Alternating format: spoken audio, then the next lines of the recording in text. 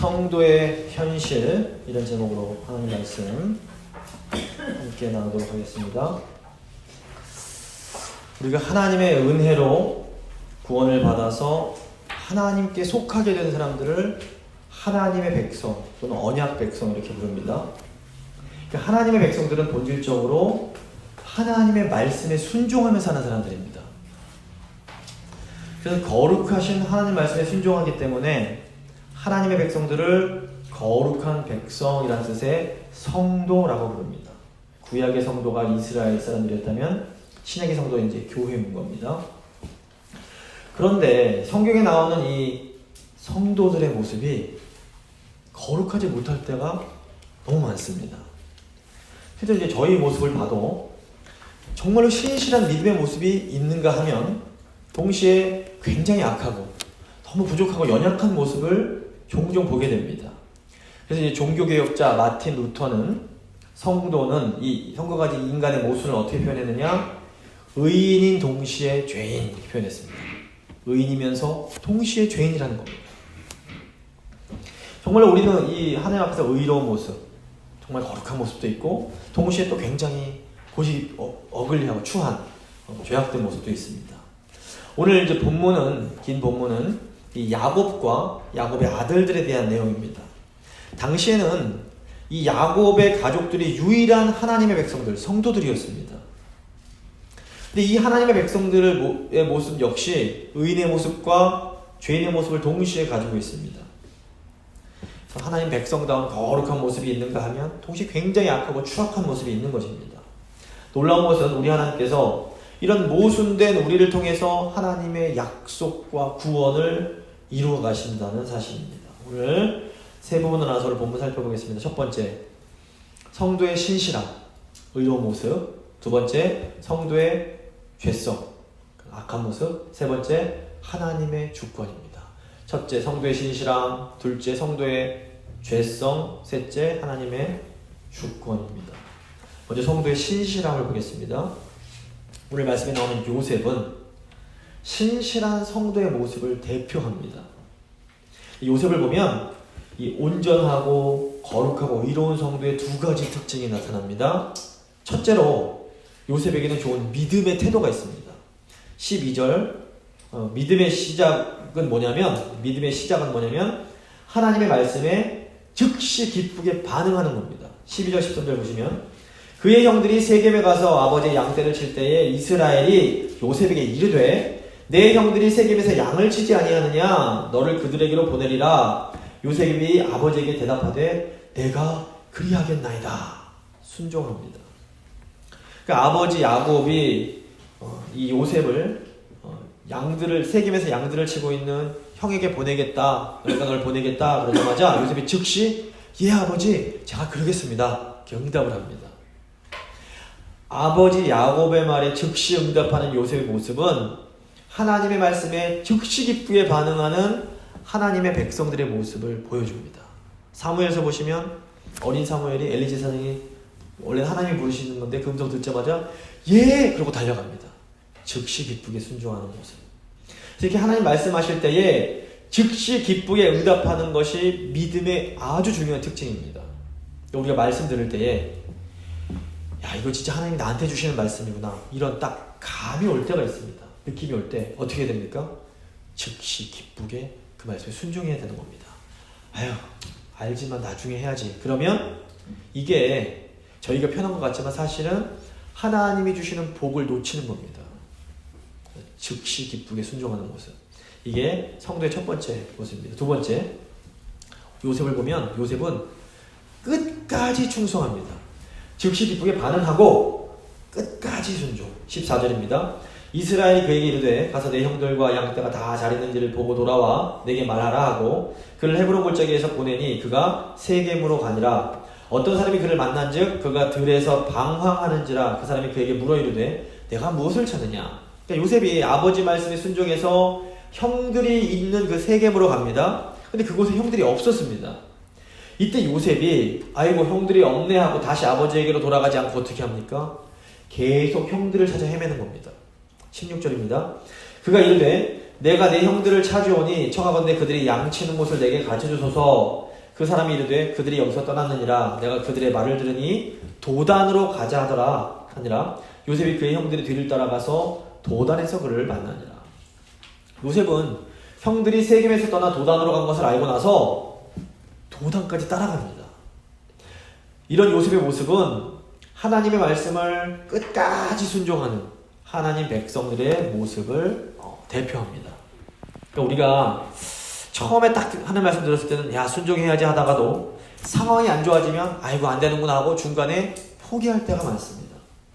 하지만 순종은 상황이 어떠하든지 간에 끝까지 하는 겁니다. 끝까지. 요셉은 즉시 순종할 뿐 아니라 끝까지 순종합니다. 그러니까 우리도 상황이 어렵다고 포기하지 말고 끝까지 순종해야 합니다. 예수님께서 계시록 2장 11절에서 죽기까지 충성해라 그러면 내가 생명의 관을 너에게 주겠다 그러십니다. 끝까지 죽기까지. 사도 바울은 나는 선한 싸움을 싸우고 나의 달려갈 길을 마치고 믿음을 지켰다라고 말합니다. 끝까지 믿음의 길을 완주해야 되는 겁니다. 근데 요셉이 이렇게 아버지에게 즉시 기쁘게 순종하고 끝까지 순종할 수 있었던 그 힘이 어디서 오는 것일까요? 23절 보시면 요셉이 형들에게 이르매 그의 형들이 요셉의 옷 곧 그가 입은 채색 옷을 벗기고, 이 채색 옷은 아버지의 특별한 사랑을 상징합니다. 요셉은 어디를 가든 계속해서 이 채색 옷을 입고 다녔던 겁니다. 이것은 요셉이 언제나 아버지의 그 특별한 사랑을 기억하면서 살았음을 의미합니다.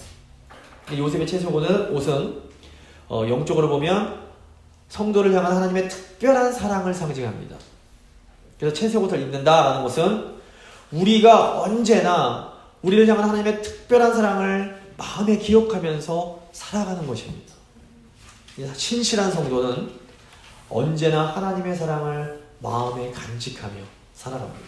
그런데 이렇게 신실한 요셉이 형들의 미움을 받고 큰 고난을 받습니다. 지난주에 말씀드렸지만 이 신실한 요셉의 고난은 1차적으로는 신실하신 우리 그리스도의 고난을 상징합니다. 하지만 한편 요셉의 고난은 신실한 성도들이 받는 고난을 대표하기도 합니다.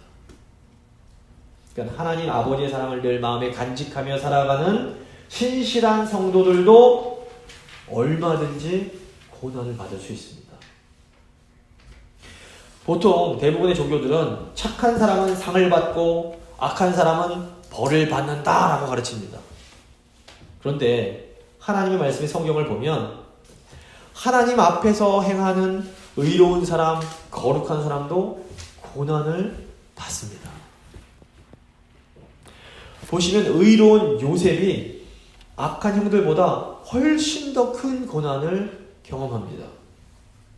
그러니까 하나님 뜻에 우리가 순종하며 살아간다고 해서 고난이 없는 것은 아닙니다. 우리 예수님도 하나님 아버지의 뜻에 순종하기 위해서 극심한 고난을 받으셨습니다. 그리고 예수님을 따르는 제자들도 예수님 뜻에 순종하기 위해서 극심한 고난을 받으셨습니다. 사실 사도 바울만 봐도 예수님만 따라가지 않았으면 그 사람은 가문도 좋고 배운 것도 많고 아주 편안하게 기득권으로 살 수 있는 사람이었습니다. 하지만 바울은 예수님이 주신 이방인의 사도라는 이 사명을 감당하기 위해서 살아생전 죽도록 고생하다가 결국에는 순교를 당하게 됩니다. 그러니까 신실한 요셉이 고난받은 것처럼 신실한 신앙인, 신실한 성도도 고난받을 수 있습니다. 신실한 사람도 비즈니스가 안 될 수 있습니다. 신실한 사람도 병에 걸릴 수 있습니다. 신실한 사람의 자녀들도 잘 안 될 수 있는 겁니다. 그렇기 때문에 성도 중에서 누가 고난당할 때 저거다 저 사람이 이것 때문에 잘못해서 그런 거야 이런 말 절대 하면 안 되는 겁니다. 물론 우리는 이제 우리가 고난받을 때에는 그 고난을 나를 돌아보는 기회, 회개의 기회로 삼아야 됩니다. 하나님이 나에게 왜 이런 아픔을 주셨을까? 내가 뭔가 잘못한 것이 없을까? 가만히 나를 성찰하는 겁니다. 실제로 의로운 욥과 요셉도 그 고난을 통해서 하나님의 뜻을 발견합니다. 이게 은혜입니다. 하지만 우리가 다른 사람의 고난을 볼 때에는 절대로 함부로 그거에 대해서 왈가왈부 이것 때문에 그런 거야 저것 때문에 그런 거야 이런 말 하시면 안 되는 겁니다. 하나님이 이거 보고 계십니다.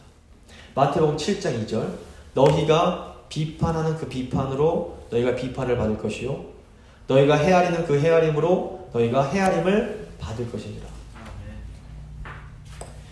신실한 성도들도 고난을 받을 수 있습니다. 그러므로 고난 당할 때에 도대체 왜 나에게 이런 고난이 오는 걸까 하면서 괴로워하기보다는 도리어 이 고난을 회개와 구원의 기회로 이제 삼아가는 것이 필요합니다. 두 번째, 성도의 죄악입니다.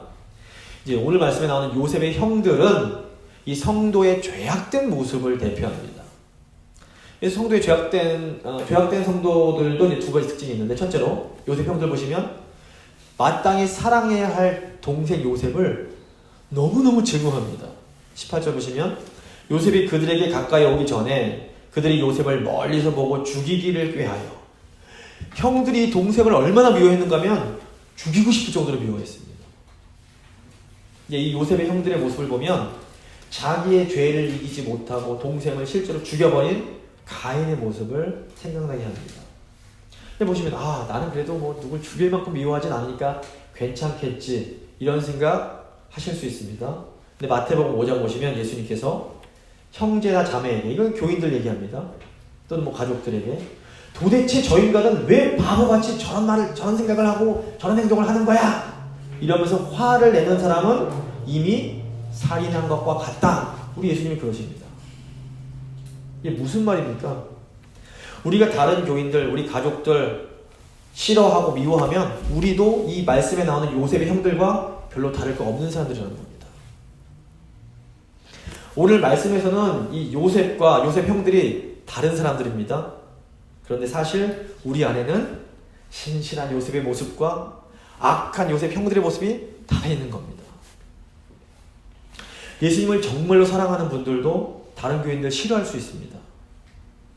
이게 왜 그런가 하면 이 요셉 형들의 두 번째 특징과 관련이 있습니다. 요셉의 형들 보시면 놀랍게도 하나님의 말씀을 싫어합니다. 하나님 백성인데 하나님 말씀 싫어합니다. 19절 보시면 서로 이르되 꿈꾸는 자가 오는도다. 자, 그를 죽여 한 구덩이에 던지고 우리가 말하기를 악한 짐승이 그를 잡아먹었다 하자. 그의 꿈이 어떻게 되는지를 우리가 볼 것이라 하자. 여기서 꿈을 계시로 바꾸면 느낌이 확 옵니다. 자, 저 계시 받은 인간이 온다. 하나님 말씀 전하는 인간이 온다. 어디 우리 한번 저 사람 집어넣고 하나님 말씀 어떻게 되는지 한번 보자. 요셉의 형들이 요셉을 비아냥거리면서 꿈꾸는 자, 영어로 dreamer라고 합니다. 이게 좋은 의미처럼 보이는데 사실 이거 비아냥거리는 말입니다. 근데 이 꿈은 그냥 꿈이 아니라 하나님이 주신 계시였던 겁니다. 그러므로 형들이 거부한 것은 하나님의 말씀이었습니다. 왜 하나님 백성들인 이 요셉의 형들이 요셉의 꿈을 거부하려고 하는 것일까요? 자, 요셉의 꿈을 형들이 받아들이면 이 형들이 요셉에게 고개를 숙여야 됩니다. 그런데 형들이 저 어린 요셉에게 고개가 숙이고 싶지 않은 겁니다.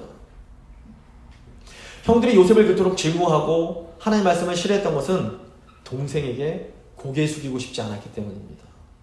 내가 도대체 뭐가 부족하다고 저런 요셉 같은 놈한테 머리를 숙여야 돼? 이런 생각이 있는 겁니다. 그런데 우리 신앙생활의 핵심이 뭐냐면 예수님께 머리 숙이고 순종하는 것입니다. 근데 우리는 내가 예수님께는 고개 숙이고 머리 숙이고 절할 수 있습니다. 하지만 나보다도 못한 저 인간한테 내가 어떻게 머리를 조아리고 사과를 하고 난 그건 못하겠습니다. 이러는 겁니다. 그런데 마태복음 25장 보시면 예수님께서 지극히 작은 자에게 한 것이 나에게 한 것이다 이렇게 말씀하십니다. 무슨 말입니까? 나보다 나이 어리고 나보다 돈도 없고 나보다 지식도 부족하고 나보다 힘없는 사람에게 우리가 겸손하게 고개 숙이는 것이 예수님께 고개 숙이는 거라는 겁니다. 사실 힘 있고 돈 있고 나이 많은 분들한테는 누구나 다 고개를 숙일 수밖에 없습니다. 그건 당연한 겁니다. 그런데 이렇게 강한 사람에게 고개 숙이는 거고 강한 분들을 섬기는 것은 이 세상 사람들도 다 하는 세상 방식입니다. 근데 하나님 나라의 방식, 하나님 백성들의 방식은 이 세상 방식과 정반대인 겁니다. 하나님 나라에서는 더 강한 사람이 약한 사람에게 고개를 숙이고 섬깁니다. 돈도 많고 지식도 더 많고 힘도 더 센 사람, 권력 있는 사람이 돈 없고 무식하고 더 약한 사람에게 고개를 바짝 숙이면서 기꺼이 섬기는 겁니다. 이게 하나님 나라 방식입니다. 그런데 이렇게 강한 사람, 높은 사람이 약한 사람에게 고개 숙이려면 반드시 필요한 게 한 가지 있습니다. 내 자아가, 내 교만, 내 자존심이 살아있으면 우린 절대로 나보다 못한 사람, 나보다 부족한 사람에게 고개 숙일 수 없습니다. 잘난 척하고 싶지 고개 숙이고 싶지 않은 겁니다. 내가 더 많이 아는데. 요셉의 형들이 극복하지 못했던 죄가 바로 이겁니다. 요셉의 형들도 다 하나님 섬기던 하나님 백성들이었습니다. 그런데 하나님 백성들이 왜 이렇게 연약한 모습을 보이는 걸까요? 자기 안에 있는 이 교만, 이 죄를 이기지를 못한 겁니다.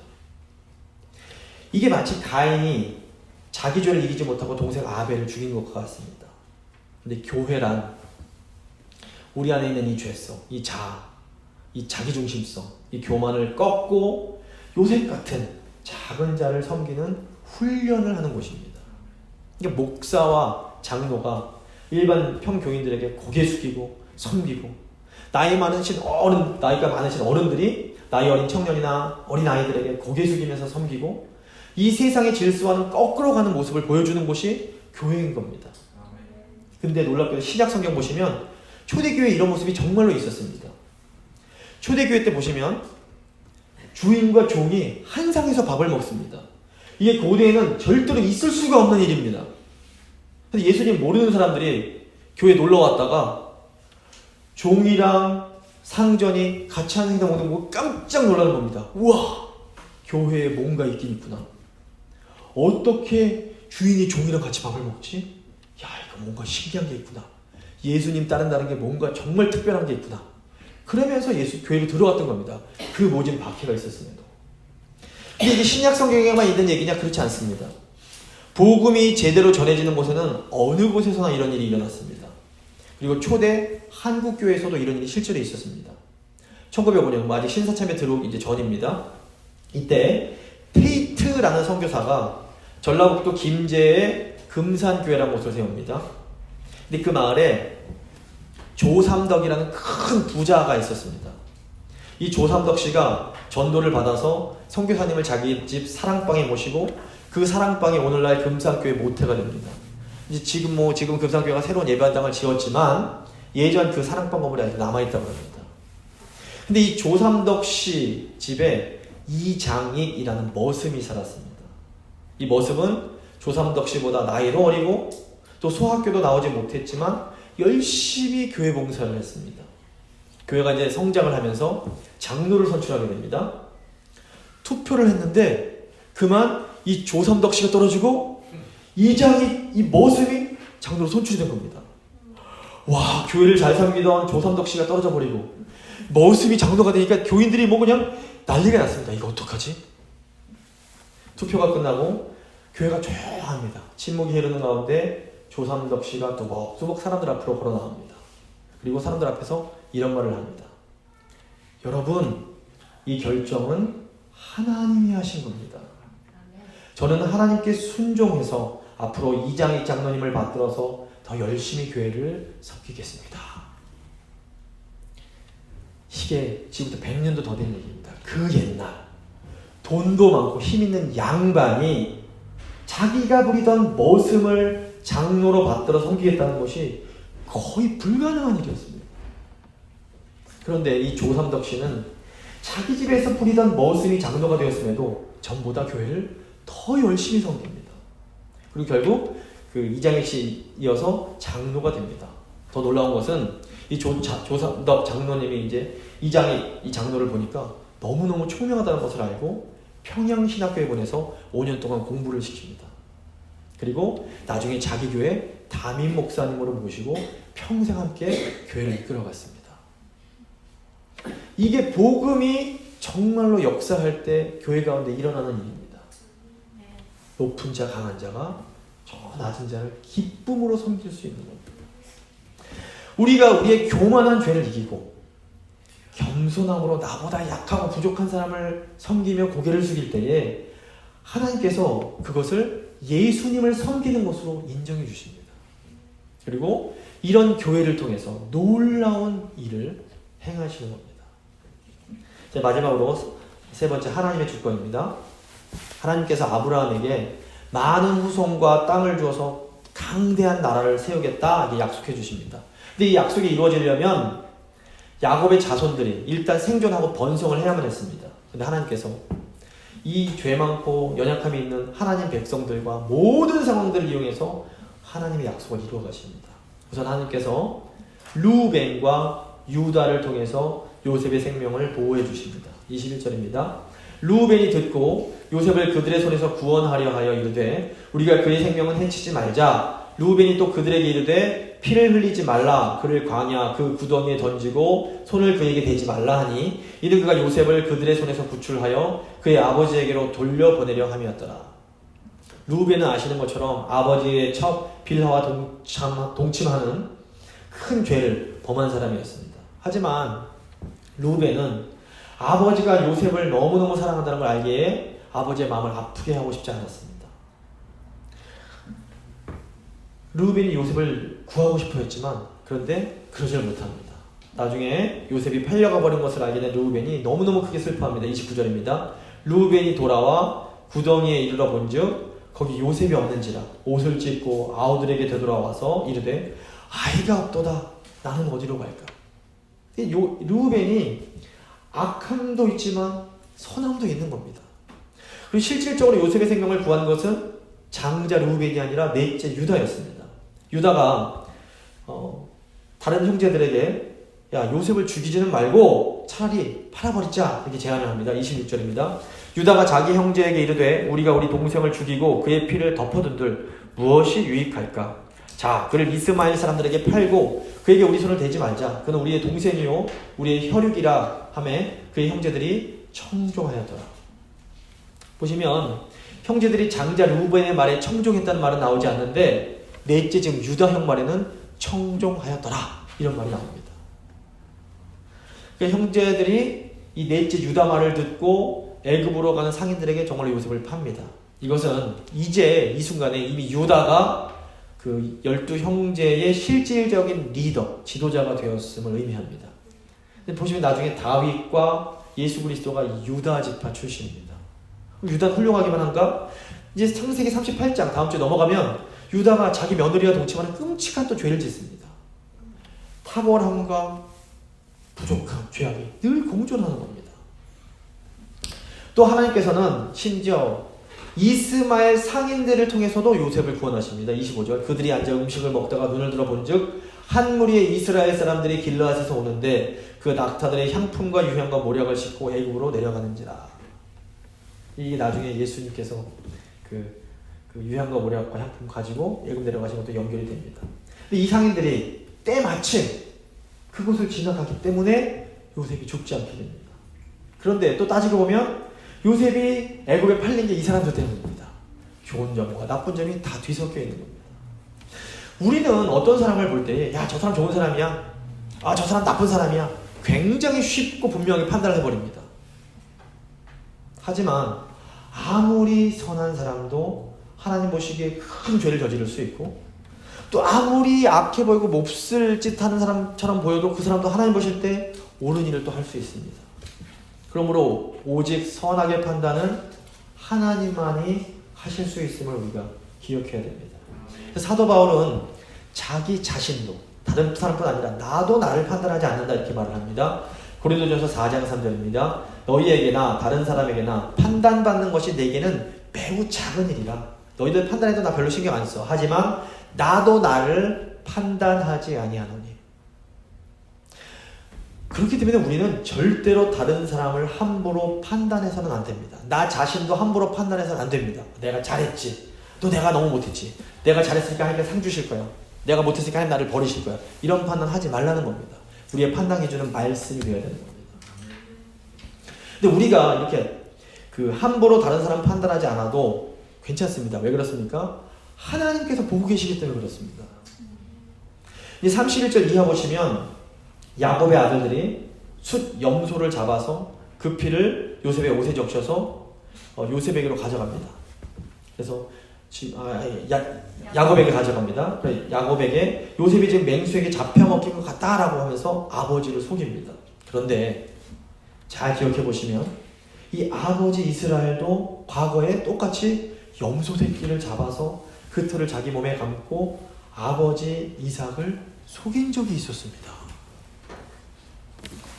아버지를 속였던 야곱이 지금 자녀에게 똑같이 속임을 당하고 있는 겁니다.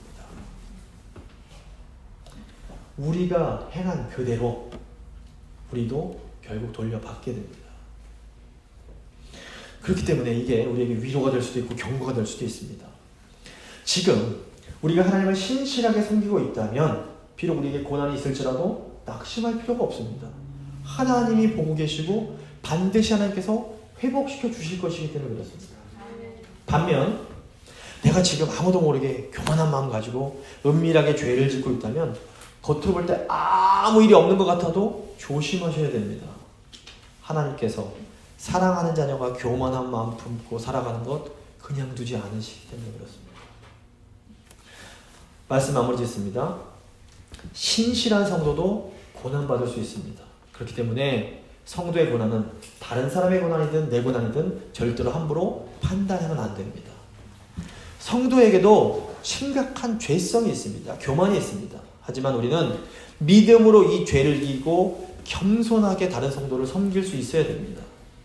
우리가 나보다 못한 사람, 나보다 약한 사람들에게 고개 숙이며 기쁨으로 섬길 때에 세상 사람들이 교회를 보면서 신선한 충격과 감동을 받습니다. 그리고 예수님께로 돌아올 수 있게 됩니다.